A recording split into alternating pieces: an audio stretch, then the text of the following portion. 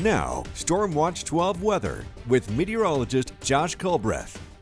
Well, just a few minutes back, I was at the Storm Watch 12 weather patio, and it looked very different from this. It was blue skies of sunshine, not what we're seeing in Grants Pass. It is a very gray start to your Tuesday, but a little bit later today, just like with yesterday, the clouds should break apart, and we should see a pretty similar scene compared to what we're seeing in Medford. Right at freezing still in Grants Pass, by the way. That is because of the fog that is there in northern portions of the Rogue Valley going up into the Umpqua Divide.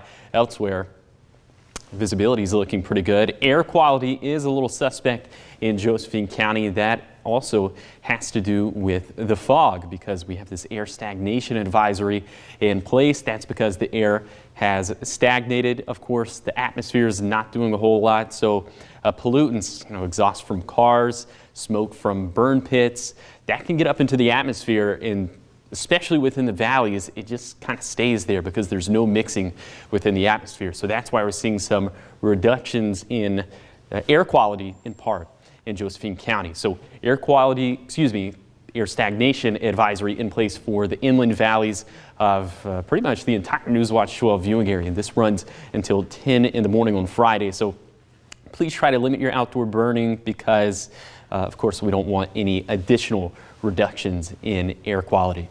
Temperatures this morning, you can see it's still chilly across the board, but there's a little disparity right there in Grants Pass compared to Medford, and that's because we've seen abundant sunshine in Medford, so we're lagging by about 10 degrees in Josephine County because the fog and the stratus clouds are still so stubborn.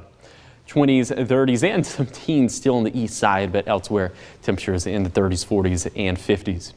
Here's your hiking planner for today for the west side valleys. Fog should be cleared at least in Jackson County. Temperatures should feel very nice, very average for this time of the year. It's going to be a crisp, blue, beautiful fall-like day. So that's the moral of the story for today. Lots of sunshine, temperatures just a little bit above what they were for yesterday, just a little bit above average for this time of the year, with 30s and 40s over on the east side, 50s for west side valleys, and near 60 degrees there along the southern Oregon coastline. Then overnight, because of the stagnant air, once again, all the cold air is going to funnel down into the valleys and into the basin. So we're expecting some more fog in those areas, but otherwise it's going to be another very cold night with teens and maybe even single digits over on the east side, mainly below freezing for our west side valleys, and the coast will continue to be the place to be as temperatures there will be well above freezing.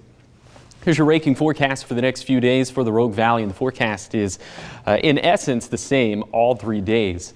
And so you should get out there and rake up the yard, do whatever kind of yard work you want. I don't know, maybe watch our In the Garden segment to get some ideas, as it's just going to be beautiful weather over the next few days, not having to worry about a damp ground at all because there's just no real dampness in the atmosphere right now. We're going to have to wait until next week to get any substantial rain chances back into the forecast.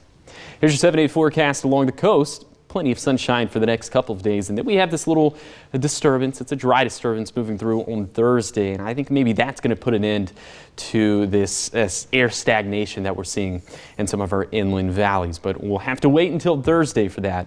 So up until then, we could have reductions in air quality in the Shasta Valley. Even though we're not seeing any fog in the mornings in the Shasta Valley, it's still something we might have to deal with. Over on the east side, also dealing with some fog for the next couple of mornings, especially in the Klamath Basin, probably not so much the Great Basin. And then, of course, all eyes are going to turn to the storm system for next week. It's a little bit too early to say if this is going to impact any Thanksgiving travel plans, but it's just something to definitely keep on the radar.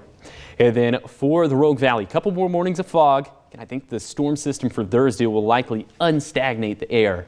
And then we'll get back to a more wet and active pattern, fingers crossed, for next week.